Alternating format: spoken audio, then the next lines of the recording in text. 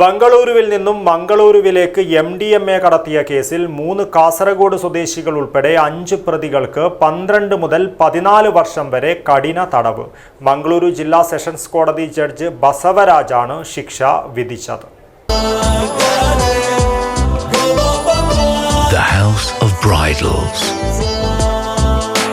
My Century Wedding Center. ബംഗളൂരുവിൽ നിന്നും മംഗളൂരുവിലേക്ക് രാസമയക്കുമരുന്നായ MDMA കടത്തിയ കേസിൽ 3 കാസർഗോഡ് സ്വദേശികൾ ഉൾപ്പെടെ 5 പ്രതികൾക്ക് 12 മുതൽ 14 വർഷം വരെ കഠിന തടവ് ശിക്ഷ.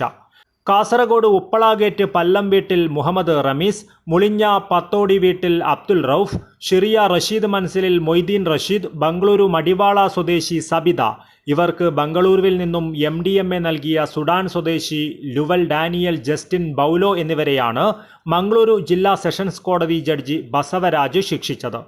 മുഹമ്മദ് റമീസിന് 14 വർഷം കഠിന തടവും 1.45 ലക്ഷം രൂപ പിഴയും, അബ്ദുൽ റൌഫിന് 13 വർഷം കഠിന തടവും 1.35 ലക്ഷം രൂപ പിഴയും, ലുവൽ ഡാനിയൽ, മൊയ്തീൻ റഷീദ്, സബിത എന്നിവർക്ക് 12 വർഷം കഠിന തടവും 1.5 ലക്ഷം രൂപ പിഴയുമാണ് ശിക്ഷ.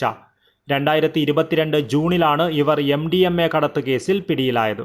കാസർഗോഡ് സ്വദേശികളെ മംഗളൂരുവിൽ നിന്നും അറസ്റ്റ് ചെയ്ത് ചോദ്യം ചെയ്തപ്പോഴാണ് ഇന്ത്യയിലുടനീളം ലഹരിമരുന്നുകൾ എത്തിക്കുന്ന പ്രധാന കണ്ണിയായ ലുവൽ ഡാനിയൽ ജസ്റ്റിൻ ബൗലോയെക്കുറിച്ച് വിവരം ലഭിച്ചത്. തുടർന്ന് ഇയാളെ ബംഗളൂരുവിൽ നിന്നും അറസ്റ്റ് ചെയ്യുകയായിരുന്നു. News bureau, Kasaragod.